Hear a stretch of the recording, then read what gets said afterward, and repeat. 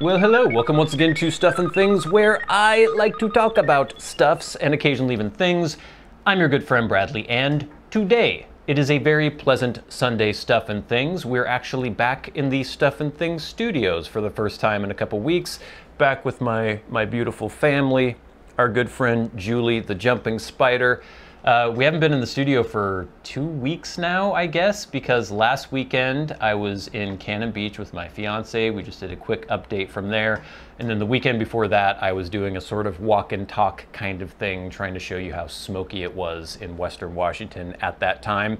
But we're back now. It's time for a normal Stuff and Things, back to our good grind, our pleasant routine, and we have many things to talk about. We will of course be reading from the Eye of Argon. It's been too long since we checked in with our good friend Grigner. We're going to talk a little bit about some upcoming videos that we have on the channels on Stuff and Things and Stuff and Things Plays. I'm going to be talking a bit about the trip we took last weekend. We will get into the Seahawks a little bit and NFL. We have to. It's football. Football's happening right now, and I'm pretty excited about it. And then I want to talk a little bit about a knife I've been using lately. We haven't talked about knives in a long time. The first video I ever posted on this channel was a review of a knife. And it's been a while since we've talked about knives, and I've been carrying a different one lately. I thought we'd talk a little bit about that. And then, of course, we have your questions in hashtag askstuffandthings. Please keep those questions coming. They really help me out. It's nice to have some feedback from you guys and to have some cool topics of discussion for the show. So let's get to it. And without further ado, we will read from the very worst sci-fi/fantasy novella ever written, The Eye of Argon, by Jim Theis. Now, what was happening last time with Grigner? He had rescued the maiden who was potentially going to be sacrificed to some evil god, and he had found the titular Eye of Argon, some sort of jewel that was in an evil idol's face. Let's continue. Let us take leave of this wretched chamber, stated Grigner as he placed the female upon her feet. She swooned a moment, causing Grigner to give her support, then regained her stance. Art thou able to find your way through the accursed passage of this castle, Mriffic? What the heck is Mriffic? This is like the fourth time that Mriffic has been used. M-R-I-F-K. Every one of the corridors of this damned place are identical. I was at one time a slave of Prince Agaphim. His clammy touch sent a sour swill through my belly, but my efforts reaped a harvest. I gained the pig's liking, whereby he allowed me the freedom of the palace. It was through this means that I eventually managed to escape the palace. It was a simple matter to seduce the sentry at the western gate. His trust found him with a dagger thrust his ribs. The wench stated, Whimsicaracally? Whimsicaracally. I'm assuming he's trying to say whimsically, but he says whimsicaracally. What were you doing at the tavern whence I discovered you? Asked Grigner as he lifted the female through the opening into the mausoleum. I had sought to lay low from the palace's guards as they conducted their search for me. The tavern was seldom frequented, but the palace guards and my identity was unknown to the common soldiers. It was through the disturbance that you caused that the palace guards were attracted to the tavern. I was dragged away shortly after you were escorted to the palace. What are you called by, female? Carthena, daughter of... Carthena, daughter of Mincardos, Duke of Burgu... Oh my god. Daughter of Mincardos, Duke of Barwego, whose lands border along the northwestern fringes of Gorzom. I was paid as homage to Agaphim upon his 38th year, husked the femme. Let's continue. And I am called a barbarian, grunted Grigner in a disgusted tone. Aye, the ways of our civil... Okay. He's making a comment. And I am called a barbarian, grunted Grigner in a disgusted tone. Aye, the ways of our civilization are in many ways warped and distorted. But what is your calling, she queried, bustily. Grigner of Accordia. Ah, I have heard vaguely of Accordia. It is the hill country to the far east of the Norigolian Empire. I have also heard Agaphim curse your land more than once when his troops were routed in an unaccustomed mountains... in unaccustomed mountains and gorges, saith she. Aye, my people are not tarnished by petty luxuries and baubles. They remain fierce and unconquerable in their native climes. After reaching the hidden panel at the head of the stairway, Grigner was at a loss in regard to its operation. His fiercest heaves were as pebbles against burnished armor. Carthena depressed a small symbol included within the elaborate design upon the panel, whereby it slowly slid into a cleft in the wall. How did you come to be a victim of those crazed shaman? Quested Grigner as he escorted Carthena through the piles of rummage to the left side of the trap. By Agathem's orders, I was thrust into a secluded cell to await his passing of sentence. By some means, the priests of Argon acquired a set of keys to the cell. They slew the guard placed over me and abducted me to the chamber in which you chanced to come upon the Sostic sacrifice. Their hell-spawned cult demands a sacrifice once every 3 moons upon its full journey through the heavens. They were startled by your unannounced appearance through the fear that you had been sent by Agathem. The prince would surely have submitted to them the most ghastly of tortures if he had ever discovered their unfaithfulness to Sargon, his bastard deity. Many of the partakers of the ritual were high nobles and high trustees of the inner palace. Agathem's pitiless wrath would have been unparalleled. They have no more to fear of Agathem now, bellowed Grigner in a deep, mirthful tone. A gleeful smirk upon his face. I have seen that they were delivered from his vengeance. Engrossed by Carthena's graceful stride and conversation, Grigner failed to take note of the footfalls rapidly approaching behind him. I thought he said engorged. He actually did say engrossed. As he swung aside the arch portal linking the chamber with the corridor beyond, a maddened, bloodlusting screech reverberated from his eardrums. Seemingly utilizing the speed of thought, Grigner swiveled to face his unknown foe. With gaping eyes and widened jaws, Grigner raised his axe above his surly mane. But he was too late. All right, yes, another riveting, diverting reading from The Eye of Argon by Jim Theis. Voila. Need some coffee after that. All right, I mentioned we were going to go over some of the upcoming videos we have on the channels on Stuff and Things Plays. This last week we only had one video. It was on Wednesday, and it was a brief overview of the new Super Mario 3D All-Stars game that came out for the Nintendo Switch. It was a compilation of Mario 64, Mario Sunshine, and Super Mario Galaxy. So that video posted on Wednesday. If any of you want to see any more of that, let me know. But for now, we will be getting back to the Bloodborne playthrough Monday, Wednesday, Friday this coming week. Lots more to come in that game, I think. We might be kind of close to the end. I'm not totally sure. I've never played the game before.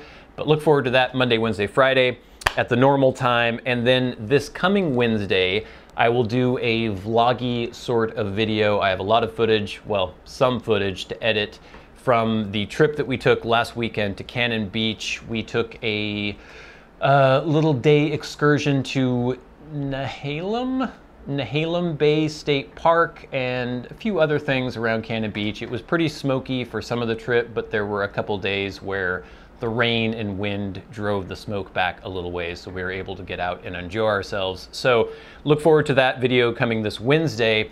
And then the following week, the next Wednesday, I'm going to be doing another revisited episode. And this time, I thought it would be cool to revisit the very first pipe blend I ever reviewed on the channel. I think.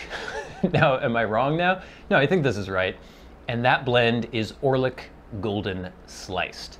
I haven't had it in years. It was actually the very first blend that I ever had that wasn't an aromatic.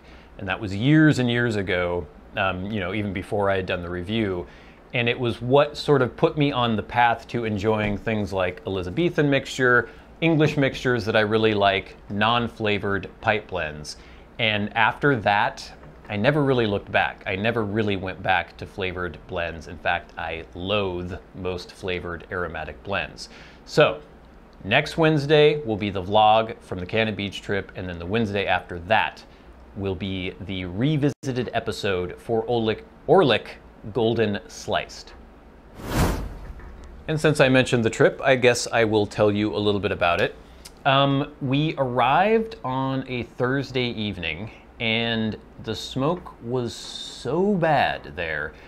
I had been looking all week long, or actually for several weeks, because we booked the trip about 3 or 4 weeks in advance, and I had been checking the little, I can't remember what the website's called, but it's like Air Now, the government site that tracks air quality. And it looked as though that area of the Oregon coast had been pretty clear most of the week. And even though it was really bad in the Portland area, really bad around a lot of Central Oregon, and in Washington as well, it was really bad. It looked like, maybe we'll be able to escape some of the smoke that was still really bad in Bellingham at the time if we go down to the Oregon coast. We arrived and it was insane how bad it was. There was pretty much zero visibility. We got to the hotel, you could just taste it in the air, even worse than it was up here. We decided, okay, we'll put our bags in the room and we'll go down onto the beach because the hotel's right on the beach. And we wandered down to the beach. It's Tolovana Bay, I think. And I might sneeze, hold on.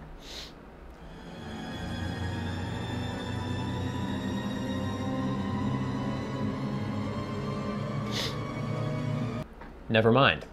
We wandered down onto the beach, and last time we had been there, you know, there's Haystack Rock up the beach a ways, which is a very famous sort of landmark in Cannon Beach, this giant lump of rock that rises out of the bay there. Very dramatic, very cool. I showed you some pictures last time we went to Cannon Beach, and you couldn't see that. Not only could you not see that, but once you got down onto the beach, you couldn't see the hotel anymore. You couldn't see the water that was only maybe like 10 yards in front of you. It was ridiculous, and it was really nasty out there. You couldn't really breathe at all, so we thought, oh my God, what have we done? So basically that first night, there wasn't really much we could do. We went and got some pizza somewhere, and we just ate it in the hotel room.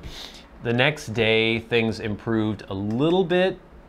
Enough for us to be able to go out. We went to Nehalem Bay, as I mentioned. It's a state park just a little south down the coast, and there are sand dunes there. It's not the major, I can't remember the name of the state park or the national park or whatever it is that has the huge sand dunes on the Oregon coast, but that's further south.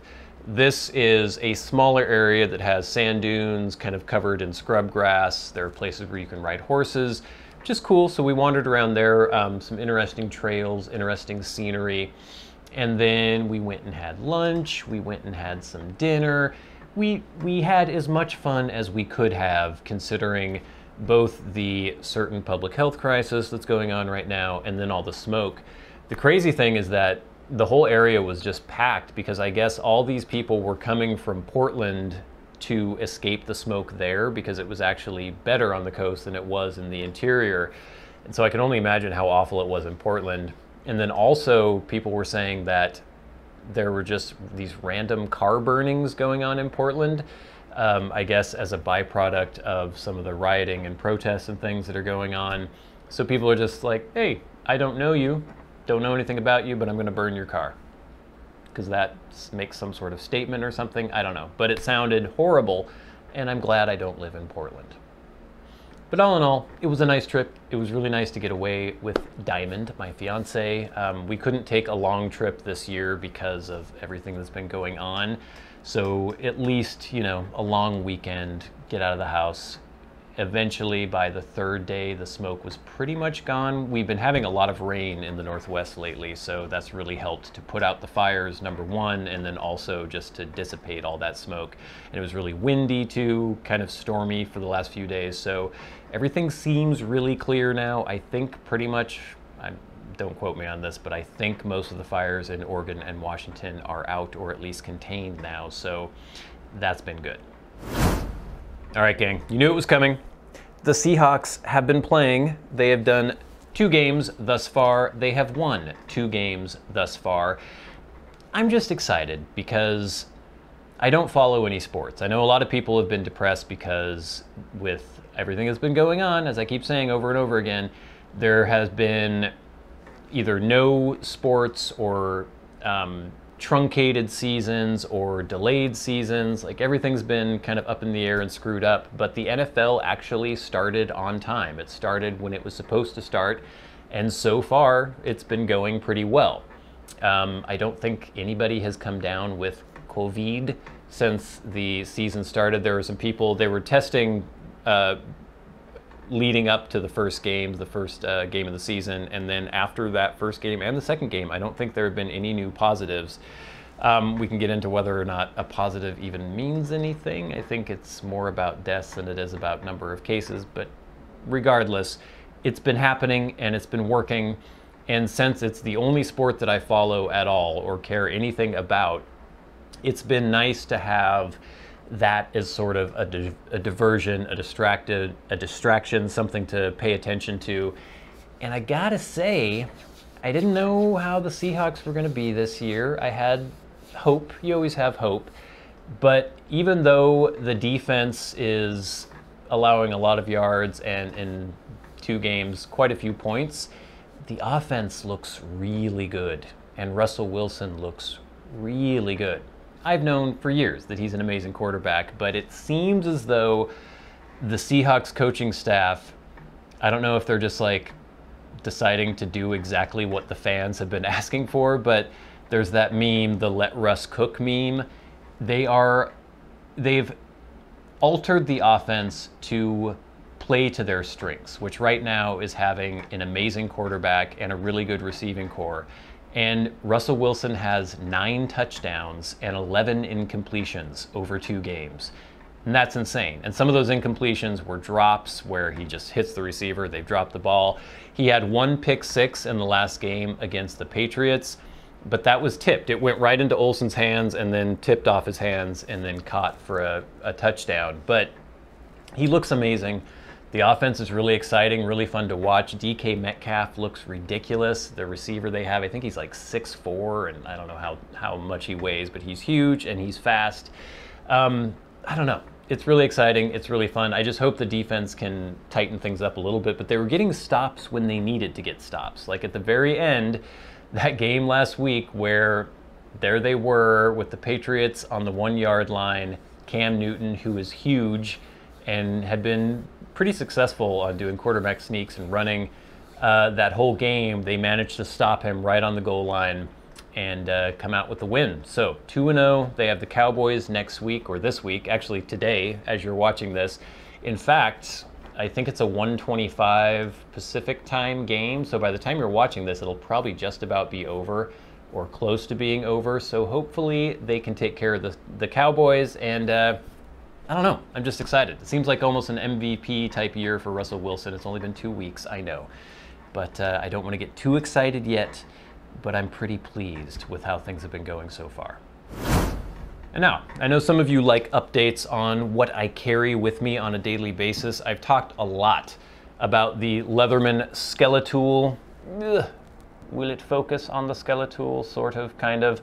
I love this multi-tool, and its use is both as a blade for me and then also as just like a general multi-tool, as you would assume based on what it is. It has the pliers, it has bit driver, some other little tools, nothing too crazy, but it's light, it's compact, and I love this tool. I pretty much carry this almost all the time if I'm carrying a knife.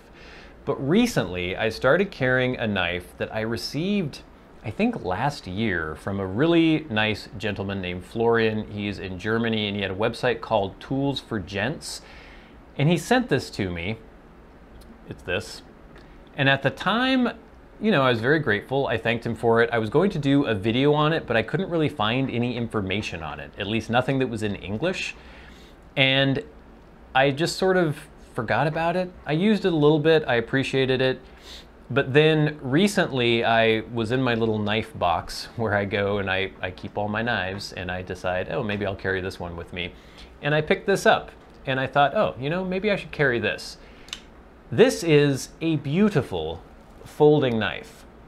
I was a little unsure about the handle initially.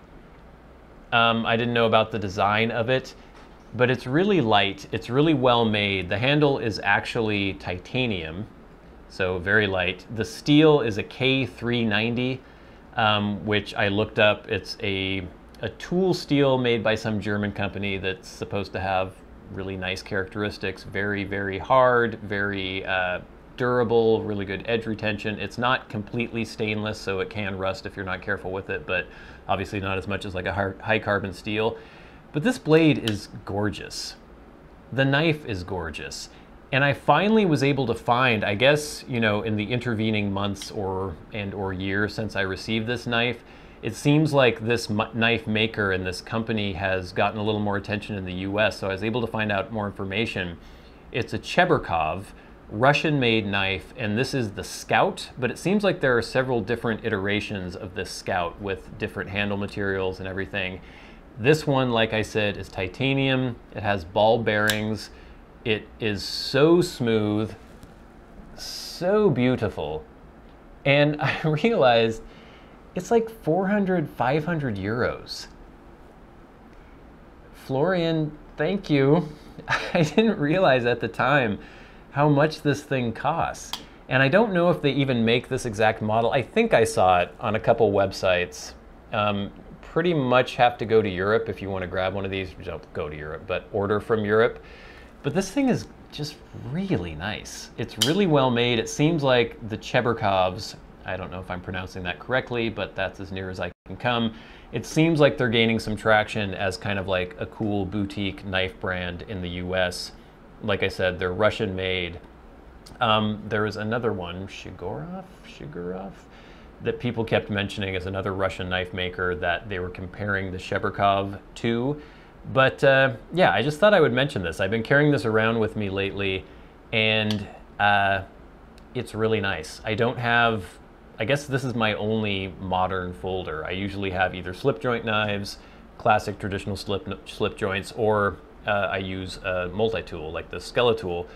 But having this folder, just feeling the hinge on this and the just satisfying click when you engage the blade, it's really nice. And I should have done a full review at the time, but like I said, I couldn't find any information really in English on it when I got it.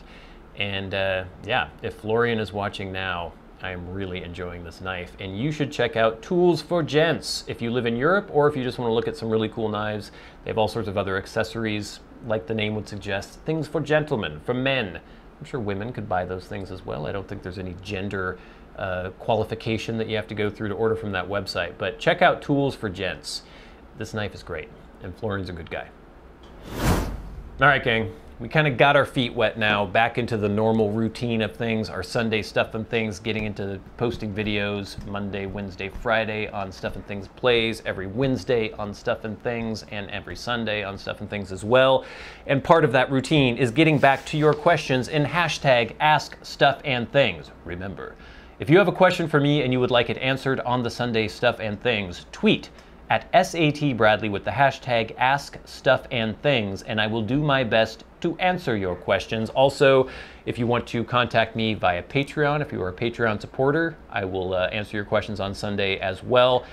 I try to kind of call through the YouTube comments and pick things out every once in a while too, but keep sending your questions in, especially at @SATBradley with the hashtag #AskStuffandThings. I really appreciate it.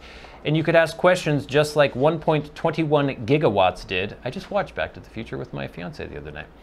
At Ninjatu88993807, they ask, dang, Brad, when I asked if you would do some outdoor videos, I didn't mean to put your life at risk. I guess he's assuming, I think that's when I did 2 weeks ago. I was wandering around in the smoke in Bellingham. That's why you're the man, though. I was wondering, are you still considering doing the live stream blend first impressions / review? I think it would be fun so we could all have a smoke together. That is a great suggestion. It was a good suggestion at the time. I am still wanting to do that. There is still the problem with, I have my pipe here actually, and I am in the Stuff and Things studios, so I can enjoy my pipe in the Stuff and Things studios. A little bit of Elizabethan. But I can't enjoy my pipe at home where I would be live streaming. And so I still need to figure out a setting or a way to do a live stream in a place where I can have a pipe. But once we get that settled, then we will definitely do one of those first impressions videos. I think that would be really cool. Next, from TJ at TJ_D3. Can you recommend a good tea that has a room note that will be wife approved as well? My fiance is coming around to pipe smoking and I want to expose her to a good one. I think I have similar taste to yours based on your reviews. I am, however, a lightweight when it comes to nicotine strength. Thanks for any help, Bradley. I've mentioned before that I'm horrible at room note. Everything smells good to me because I enjoy pipes. I enjoy pipe blends, so I like the smell of them burning. Let me think. I love the smell of straight Virginias and I love the smell of vapors. I think Elizabethan smells great, but I don't think that that is necessarily true of people who don't like pipes. So maybe stay away from straight Virginias, perhaps. In a lot of Kia blends, again, that's kind of an acquired taste or an acquired smell. A lot of people might find that sort of strong. Maybe something that is, no, because burley often smells like cigarettes. I don't know. This is really tough for me. Maybe some people in the description box or the comment section below can mention if you have loved ones, friends, relations, whoever, who has been around you while you have been enjoying a pipe, have they commented on any that they thought smelled good? Obviously there is the aromatic thing, but you specifically asked for a non-aromatic. Oh, did you say non-aromatic? Actually, you didn't. No, okay, yeah. Try an aromatic. Try almost any aromatic, because they may smell good, they don't necessarily taste good, in my opinion, but they often smell quite good as far as room note goes. And if you don't want to do an aromatic, hopefully someone in the comments can mention a blend that they have been told smells good by a non-pipe smoker. That's a non-aromatic. Next, from Zach at Bandito Frito. B-Rad, I'm approaching my first full year of guitar playing, so your guitar videos have been great to watch. My question, do you also think bar chords are hard? It takes me some serious practice to get those down. Also, will you be playing the Bloodborne DLC? If you're in your first full year of guitar playing, I would assume that bar chords would still be pretty hard for you. I learned bar chords years and years and years ago, so they're not difficult for me anymore. And they're really cool to learn because you can just use those movable shapes, move them all up around the neck, up and down the neck, and they're very useful and very versatile. It is difficult initially just to figure out the strength and the placement. I guess it's hard to put myself in the position of only having played guitar for a year and remember how difficult some of those things that now seem second nature to me were back then. But don't feel bad if you find them difficult, because I think they are. I think initially they are very difficult. It just takes practice. And you never know what is going to be hard for you when you're learning something new. Something that might be really easy for someone else might be very difficult for you, and vice versa. So just plug away at it. But bar chords are great to know. They're very, very useful. I think a lot of people start out playing guitar doing the open chords, or the cowboy chords as people call them. You know, first position on the neck, doing the G and the C and the D, G and the C and the D, the A, all that stuff. But then when you start incorporating bar chords, you'll find that you can be a lot more versatile. You have a lot more range to play around it. So good luck. Next, this is actually a YouTube comment from Patrick Amos. Do you think tea created in the US is not as safe as tea created in Europe? US chemicals and such.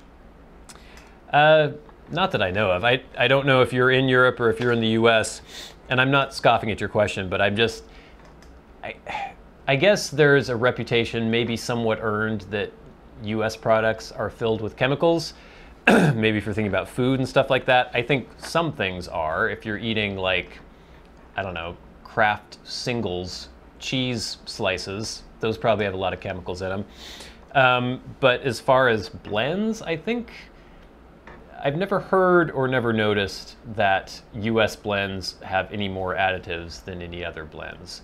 In fact, when you have huge manufacturers like the STG that makes the Peterson blends, and they do such a huge amount of blends, and they are trying to make them consistent from year to year. They have additives in them. Whether or not you could consider those chemicals, I mean, it's sort of a weird distinction because, you know, there are humectants and things like that that I guess are technically sort of chemicals. I don't know, I guess it's just a question of semantics, but there are a lot of, you know, boutique blenders in the US that I think have very, very pure blends. And as far as larger blenders, there's pretty much only Cornell and Deal, Sutliff, blenders like that. And from what I've heard and from what I've seen, they don't seem to have any more chemicals than anybody else, I don't think. Next, or last, I believe, from, oh no, that was last. That was the last question. Thank you for the questions, everybody. And be sure to keep those questions coming in. We might do another live Stuff and Things, Sunday Stuff and Things soon, within the next month or two. But I would love to have your questions coming in before that for Sunday Stuff and Things every week. But gang, I think we did it. I think we did a full Sunday Stuff and Things. It's nice to be back in the studio. It's nice to be here talking to you all, interacting with you all. But it is time for the very best part of the show. Recently, I've discussed the fact that I am trying to buy new camera equipment for the Stuff and Things studios and for doing vlogs and things like that. It is called the push for the fancy camera. I'm looking at the Canon R6, the new EOS R6 or EOS R6. And it's really expensive. And so a lot of your support from Patreon, pretty much all the support from Patreon, is going to be going towards that goal, getting a new camera. And I know that everyone has been having, or many people have been having issues, hardship with the certain public health crisis that's been going on right now. And so I'm really appreciative of the people who have continued to support us on Patreon and some of the new people. We've gotten several new people lately, and I really, really appreciate it. So just know that if you do support the channel, it's going towards equipment to make these videos even better. And I'm really excited. It's gonna take a while. Those cameras are expensive. Well, the camera I'm looking at is expensive, and the lenses are expensive, and even the batteries are expensive. And it's all very expensive. But your support is very much appreciated. If you would like to support the channel on Patreon, there is a link in the description box below. But every week, we like to shout out the people who support us at $25 or more a month. People like Ryan McFadin, MDoftheNorth, Kirk Crompton, Private Eye, Cody Striegler, Glenn, David Gaudreau, Gus, Jason Buckner, Jen O'Side, and John Leone. And I'd also like to thank the Maniacs, the crazy people who support the channels at $100 a month. People like Peter Straub, just heard from Peter today. He is still on the road to recovery, but it's gonna take some time. It's gonna take some time before I'll be able to talk to him again, but I'm looking forward to that very much. And Bob Magee. Thank you, Bob, very much. Gang, I think that's it for this week's Sunday Stuff and Things. Be sure to watch the video on Wednesday, the vlog about our trip to Cannon Beach. Also Monday, Wednesday, Friday, the Bloodborne series continues with our good friend Kevin Lesec. Next week, we will have that the revisited video for Orlick. I'm gonna have more guitar content coming, more pipe stuff coming, more of all sorts of things coming all the time. It will never end. And it was nice to get a little break, but it's also nice to get back to it and to hear from all of you. So please subscribe to the channel if you haven't already. Like these videos, share these videos, leave comments, ask me questions on hashtag #AskStuffandThings. And until next time, until we meet again, I've been your good friend Bradley. You have been the audience. This has been Stuff and Things on a pleasant Sunday. Stuff and Things. I'll see you later.